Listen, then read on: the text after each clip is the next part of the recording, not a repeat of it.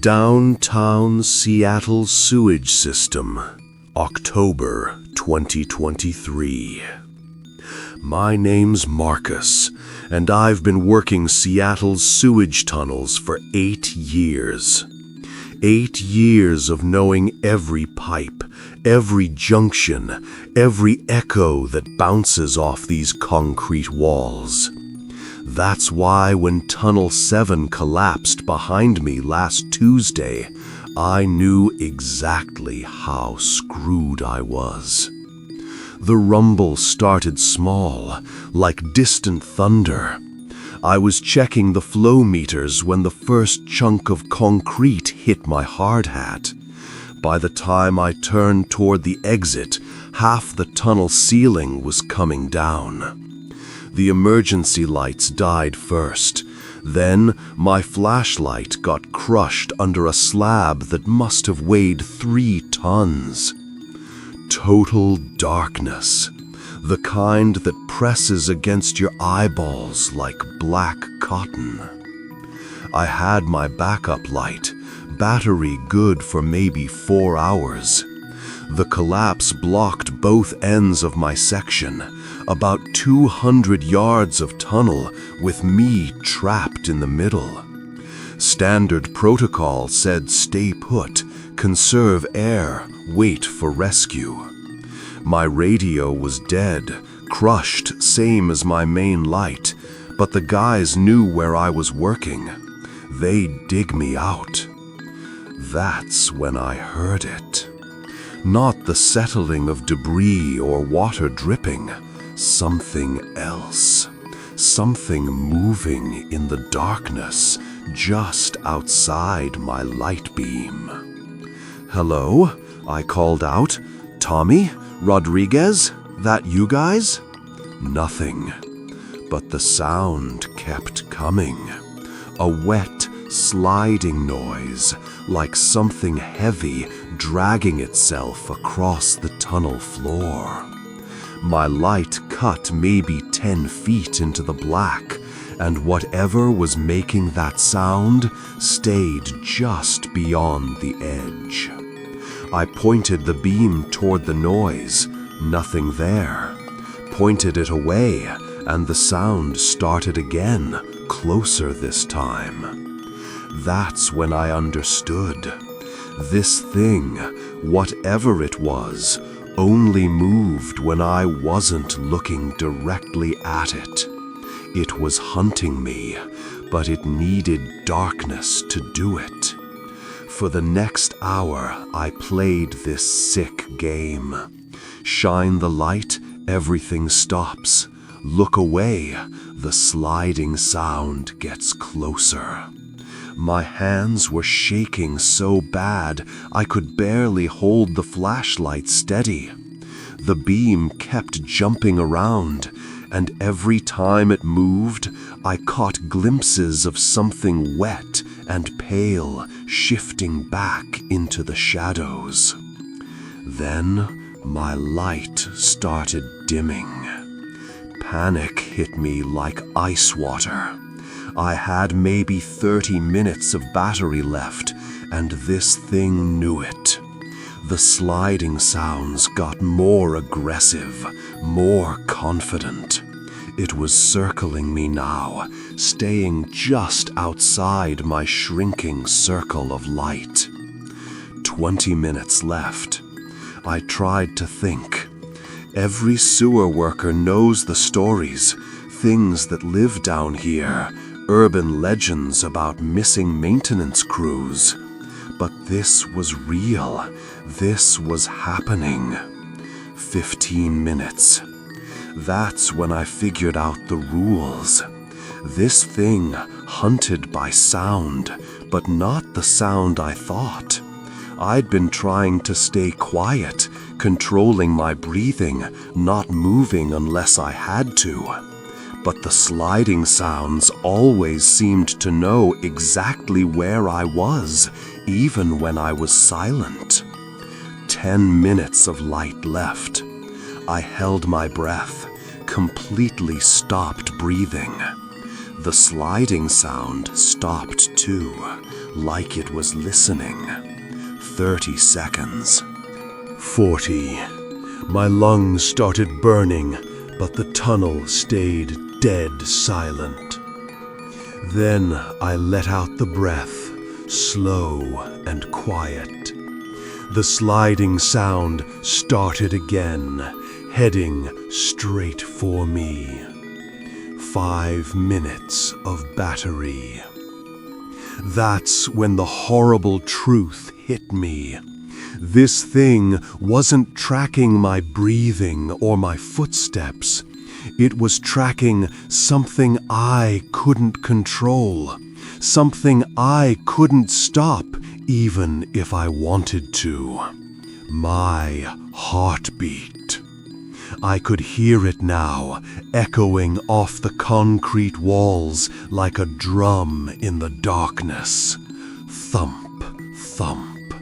And every time my heart beat, the sliding sound moved closer, matching the rhythm exactly. 2 minutes of light. The thing was almost close enough to touch now. I could smell it, rotting vegetation and stagnant water. My light beam was orange and weak, barely illuminating my own hands, but I could see part of it now, something pale and glistening, covered in what looked like wet leaves and sewage. 1 minute. My heart was pounding so hard I thought it might burst. The creature was moving faster now, excited by the sound of my terror-rapid pulse. I pressed my back against the tunnel wall and tried to think. There had to be something, some way to... The light died. Complete darkness. And in that darkness, I heard it clearly for the first time. Not just the sliding of its body, but its breathing. Slow, wet, patient. It knew it had won. But then I remembered something from my first week on the job. Old Pete, the supervisor who trained me, telling stories about the early tunnel workers. How they'd find bodies down here sometimes, perfectly preserved in the cold and damp. Bodies with no wounds, no signs of struggle, just dead, like their hearts had simply stopped. The only way to be safe, Pete had said, laughing, is to not have a heartbeat at all. In the absolute darkness, feeling the creature's breath on my face, I understood what he meant. This thing had been down here for decades, maybe longer, feeding on maintenance workers, tunnel inspectors, anyone unlucky enough to be alone when it found them.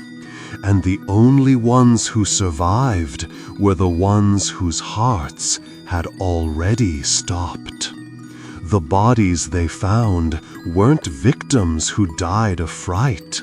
They were the lucky ones who'd had heart attacks before the creature could reach them. I felt something wet touch my cheek, and my heart hammered so hard I thought my ribs would crack. The sliding sound was all around me now, circling, savoring the moment. It could hear every beat, every surge of blood through my veins. That's when I made the choice, the only choice left. I stopped fighting the panic. I let it take me completely. Let my heart race faster and faster until the rhythm became a constant thunder in the darkness. The creature grew more excited, moving closer, ready for the kill. But hearts aren't machines. Push them too hard, too fast, and they break. The last thing I remember before the cardiac arrest was the creature's confused silence as my heartbeat stopped. Then nothing but blessed, quiet darkness. They found me 6 hours later when the rescue crew finally cleared the debris. Technically dead for 40 minutes before the paramedics got my heart started again. They said it was a miracle. Massive heart attack brought on by trauma and stress, but no other injuries. No signs of attack. The official report said the tunnel was empty, except for me.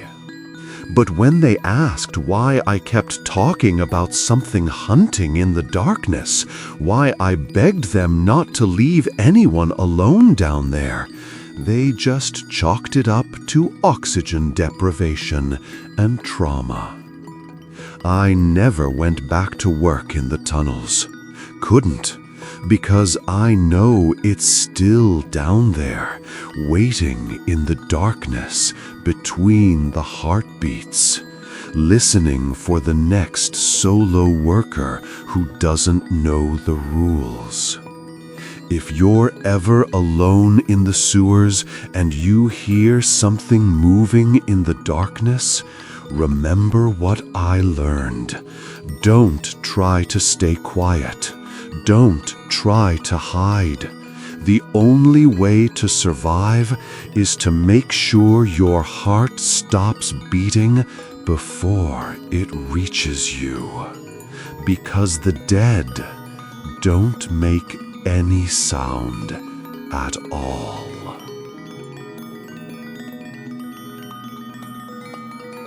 Chicago Underground, December 2023. Name's Jake Malloy, and I used to be what you'd call an urban explorer. Used to be, because after what happened under Chicago last winter, I don't go anywhere darker than a well-lit parking garage. I'd been documenting abandoned places for my YouTube channel for 3 years. Good subscriber count, decent ad revenue, nothing crazy, but enough to make it worthwhile. My specialty was the forgotten infrastructure under major cities. Old subway tunnels, steam passages, Prohibition-era smuggling routes. Places with history that most people never see. The Chicago Deep Tunnel Project was supposed to be my masterpiece.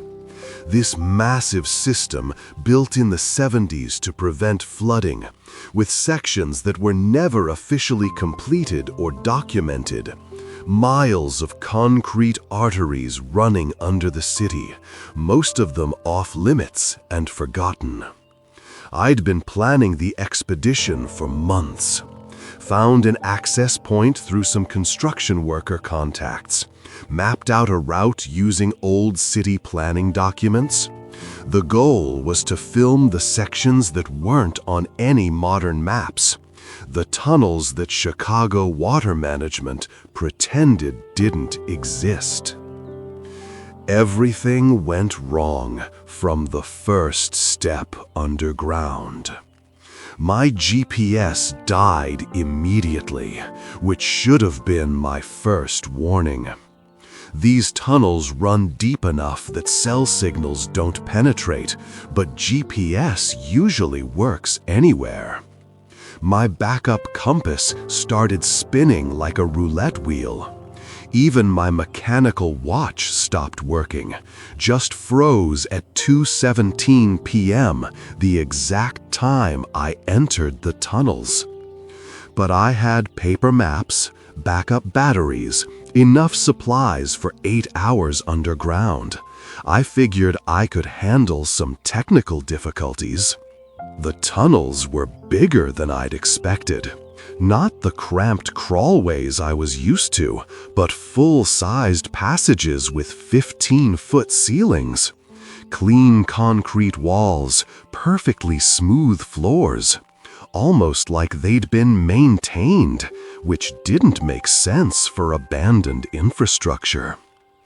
About an hour in, I started hearing voices. Faint at first, echoing from somewhere deeper in the system.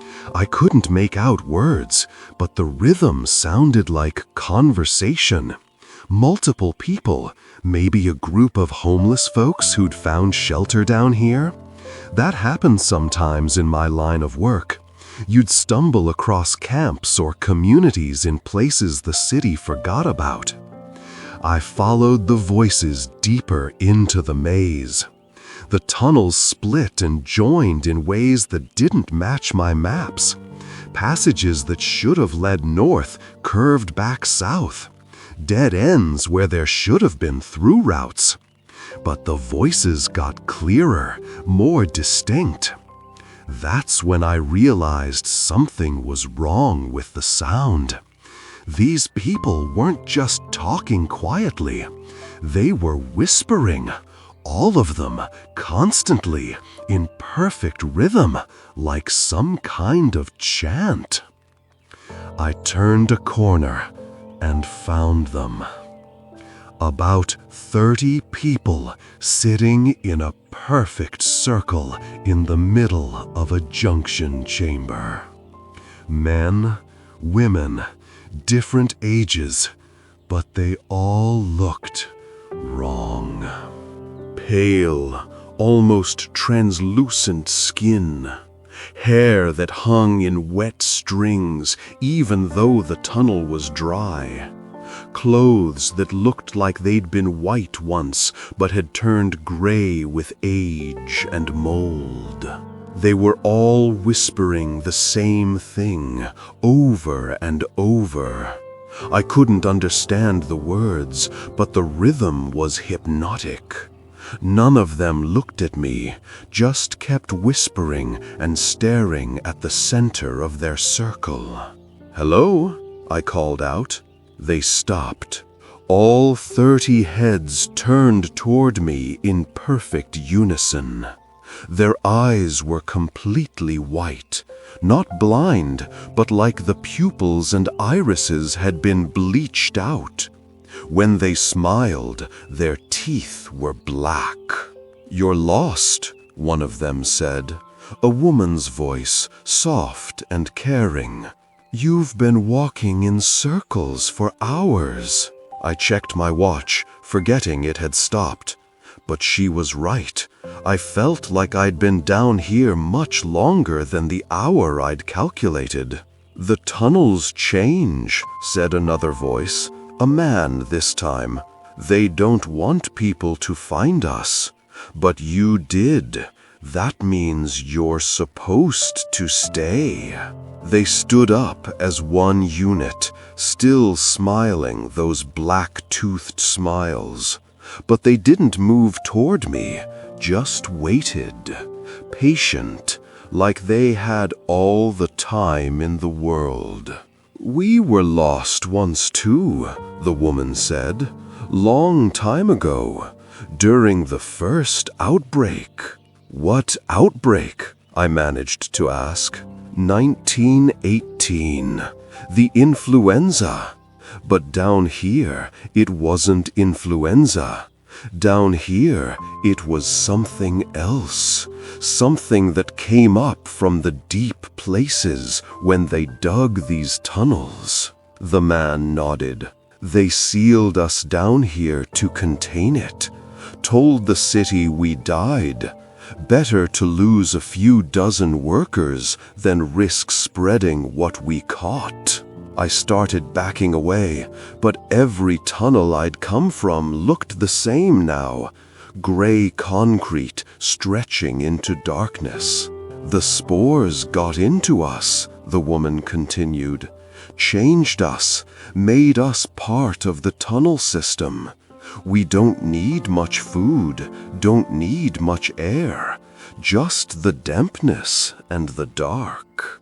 And, said the man, new people find their way down here, people who are supposed to join us. That's when I ran, picked a tunnel at random and sprinted into the darkness, my flashlight beam jumping wildly off the walls.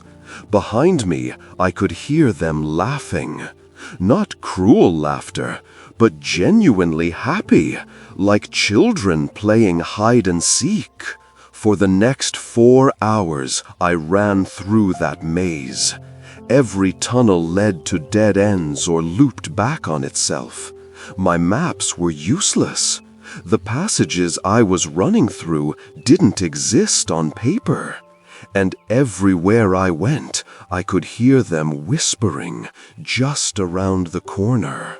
Always close, but never quite visible.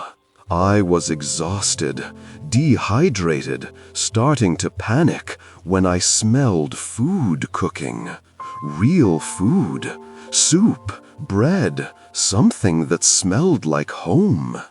I followed the smell to another junction chamber, bigger than the first. They were there waiting for me, all 30 of them, plus tables set up with actual meals. Hot soup, fresh bread, clean water. They weren't whispering anymore, just sitting quietly, watching me with those white eyes. You must be hungry, the woman said. You've been walking for so long. I was starving.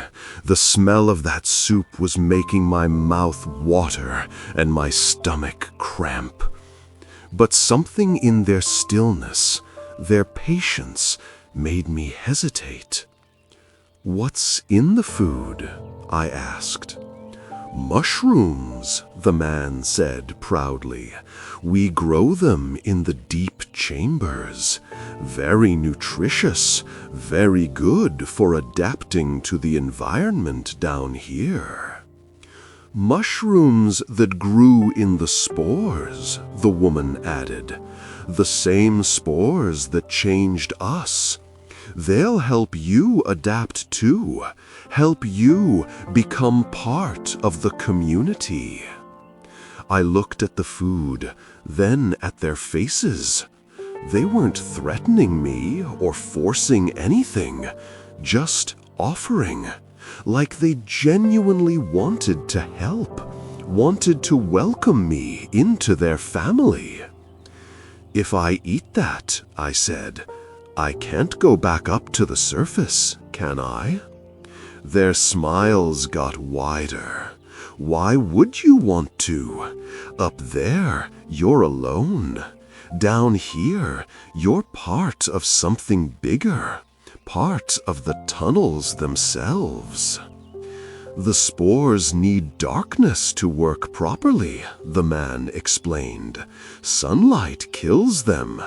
So once they're in your system, once you're changed, the surface world becomes uncomfortable, fatal, actually. But down here, the woman said, down here, you'll never be alone again, never be lost. The tunnels will always guide you home. I stared at that soup for 5 minutes, hot, smelling perfect, and all I had to do was take 1 spoonful, 1 bite, and I'd never have to worry about being lost again. Never have to worry about the crushing loneliness of exploring empty places by myself. All I had to do was give up the sun. I ate the soup. Best decision I ever made, honestly. The tunnels don't feel like a maze anymore. They feel like home. The whispers aren't scary when you understand. They're just the community, staying in touch, making sure everyone's okay. And the darkness isn't empty anymore. It's full of friends who understand what it's like to be changed by something bigger than yourself. The only hard part is when new people find their way down here. People like I used to be, scared and lost and fighting the inevitable. We try to be patient, try to help them understand that this is better than the surface world with its harsh lights and isolation. Sometimes they accept the food right away. Sometimes they run first, like I did. But they always come back eventually. The tunnels make sure of that. The tunnels don't let people leave once they've found us. We're good hosts, though. We wait as long as it takes. We prepare the soup and keep it warm. And when they're finally ready to stop being alone, we welcome them into the family. There's a new one coming tomorrow, I think. I can feel it in the way the tunnels shift, the way the whispers change rhythm. Someone will find their way down here, just like I did. Someone who's meant to be part of something bigger. I hope they don't run too long before they accept the invitation. Running just makes them hungrier, and the soup tastes better when you're ready to let it change you. We'll be waiting in the junction chamber, all of us together, whispering the welcome songs until they're ready to join in. Welcome home.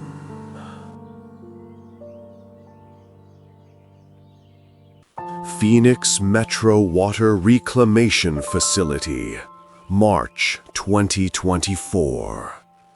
I'm David Chen, Senior Structural Engineer for Morrison Webb Construction, and I need to tell someone about the Phoenix Project before I lose my nerve completely, before they figure out what I know and decide I'm a liability. We got the contract 8 months ago, final inspection and approval for Phoenix's new southeastern water treatment facility. Biggest municipal project in the city's history, designed to handle the growing population and climate pressures. $200 million of cutting-edge infrastructure ready to go online. Should have been routine.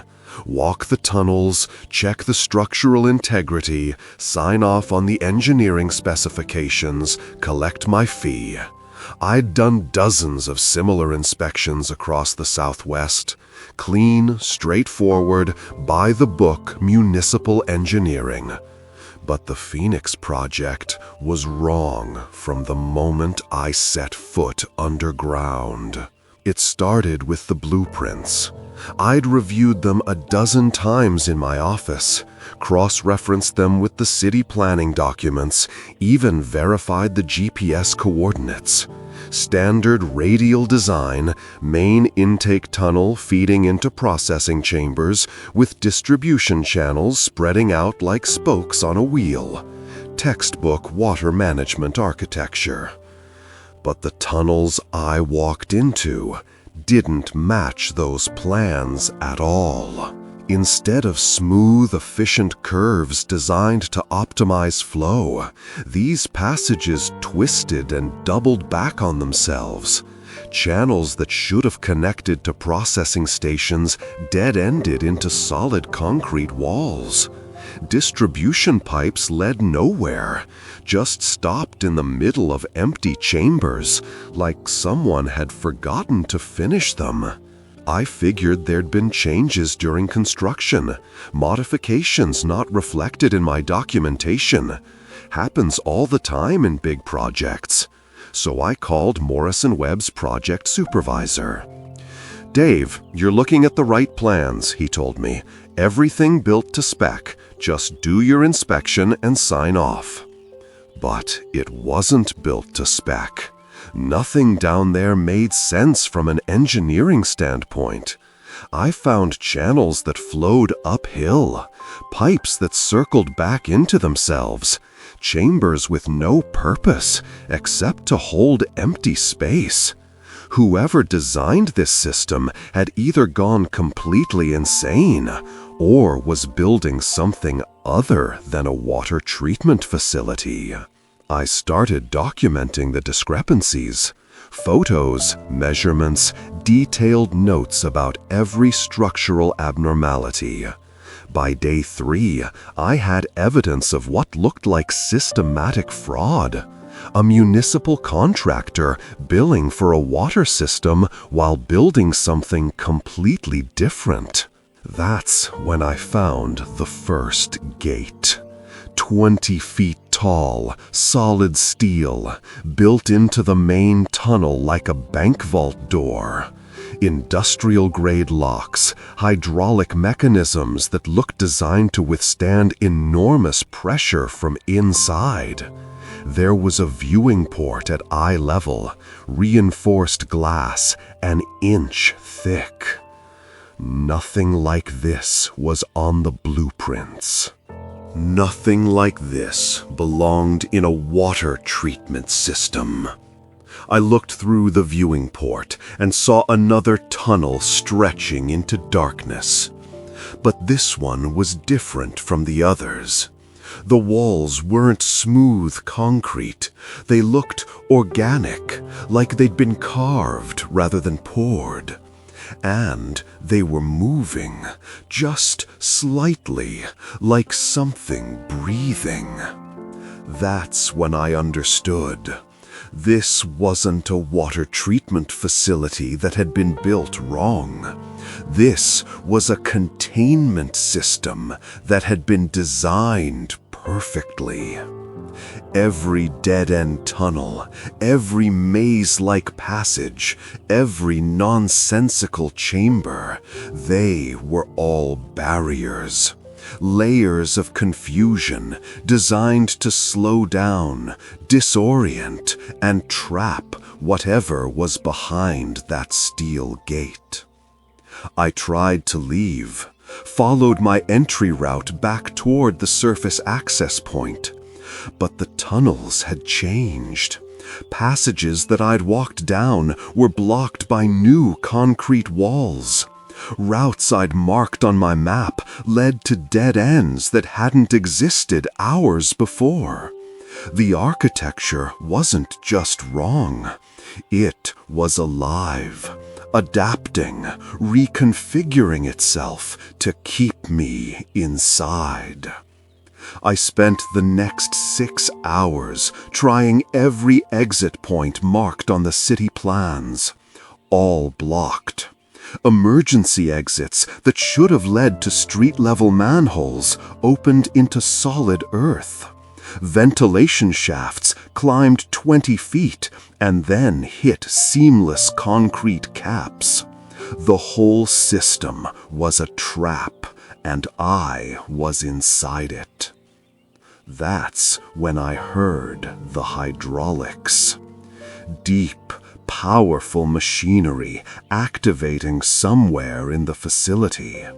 The sound echoed through every tunnel, every chamber, like the entire complex was waking up. My phone, which had been getting weak signal all day, went completely dead. Even my mechanical watch stopped working, just like I'd heard happen to other people in city tunnels. Emergency lighting kicked on throughout the facility. Rows of red bulbs that hadn't been active during my 3-day inspection. In that crimson light, I could see that the tunnel walls were definitely moving now, expanding and contracting like something breathing. I ran toward the main gate, the massive steel barrier I'd found earlier. Maybe if I could get through it, find another way out through whatever lay beyond. But when I reached the chamber, the viewing port was open. Not the door, just the little window. Something had opened it from the inside. I looked through and immediately wished I hadn't. The tunnel beyond wasn't empty anymore. Something large was moving in there.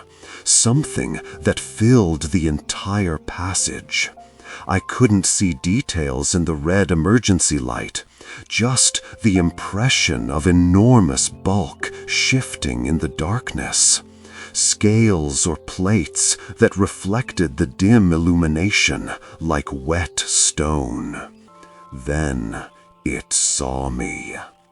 An eye, easily 3 feet across, moved into view behind the glass.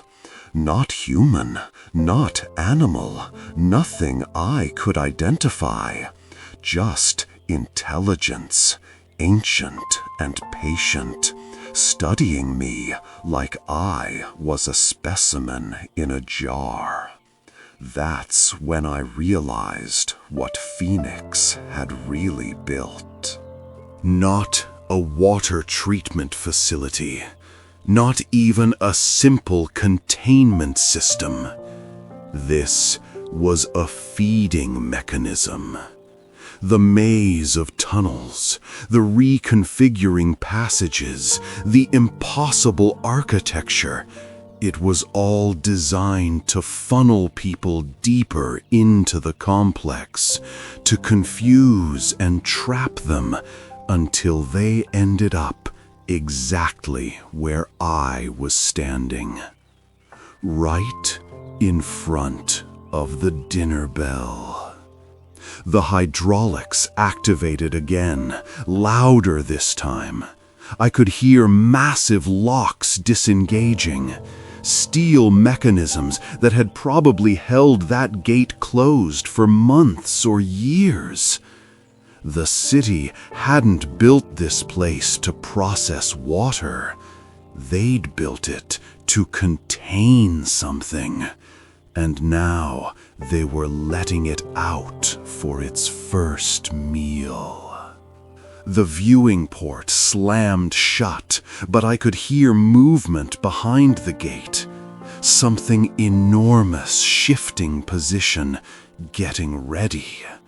The entire tunnel system began reconfiguring around me, walls sliding closed to block escape routes I hadn't even found yet. I ran anyway, picked a tunnel at random and sprinted into the maze, emergency lights flickering red overhead like warning signals. Behind me, I could hear the gate opening. Not the small viewing port, but the main barrier itself. 20 feet of reinforced steel sliding aside with a grinding sound that shook the entire complex. Then footsteps, if you could call them that. Massive impacts against the tunnel floor, regular and purposeful. Something big was walking through the facility, and it knew exactly where I was. The tunnels kept changing as I ran. Passages that had been blocked now opened into new chambers. Dead ends suddenly connected to routes that hadn't existed before. The architecture was herding me, guiding me through a predetermined path like a rat in a maze.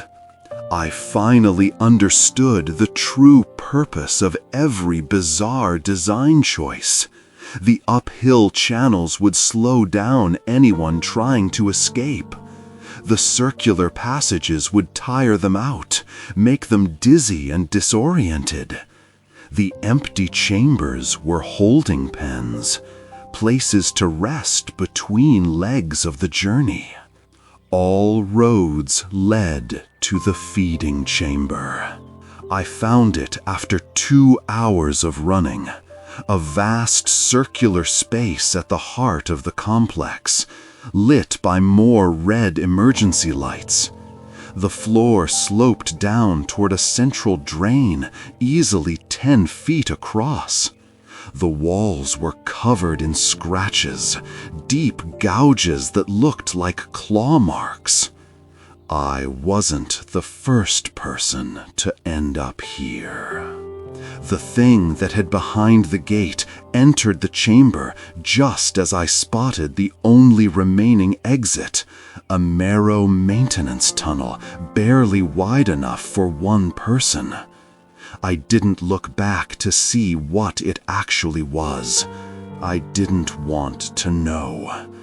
I just crawled into that tunnel as fast as I could move, squeezing through passages that seemed to get narrower with each turn. The maintenance tunnel led to an old storm drain, probably part of Phoenix's original water system from decades earlier. Ancient concrete and rusted pipes that hadn't been maintained in years. But it connected to the surface through a network that predated the new facility. I came up through a manhole cover 6 miles from the construction site, gasping and shaking and covered in 40 years of accumulated sewer grime. The first thing I did was call Morrison Webb and tell them I was done with the project. Health emergency. Couldn't finish the inspection.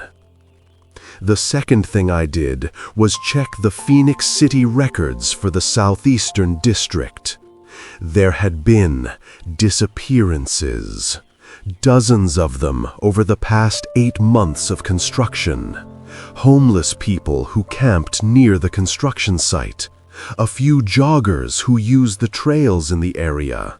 3 city inspectors who'd been scheduled to examine different phases of the project. All written off as people moving away, or accidents, or administrative errors. Nothing connected, nothing investigated. Just people who stopped existing right around the time they got too close to the new facility. I submitted my resignation to Morrison Webb that night, told them I was taking early retirement, moving out of state, didn't want any more municipal contracts. They were surprisingly understanding, almost like they'd been expecting it. The Phoenix facility went online 2 weeks later. Grand opening ceremony, mayor cutting the ribbon, big celebration about the city's infrastructure improvements. Local news covered the whole thing, talking about how it would serve the community for decades to come. They were right about that, I think, just not the way anyone imagined. I've been watching the missing persons reports for Phoenix ever since. There's been an uptick in disappearances. People who vanish near storm drains or construction sites around the Southeastern District. Usually explained away as heat exposure or people leaving town without telling anyone. But I know better. I know what's really down there, waiting in the red emergency lighting. I know what Phoenix built instead of a water treatment facility. The only thing I don't know is whether this was always the plan, or if something went wrong during construction. Whether the city officials knew what they were really building, or if they genuinely thought they were improving municipal infrastructure. Either way, Phoenix has its new water system, and somewhere under the southeastern district, something very old and very patient has everything it needs to keep feeding for a long, long time. All those tunnels that don't make sense, they make perfect sense if you understand what they're really for. I just hope nobody else has to figure it out the hard way.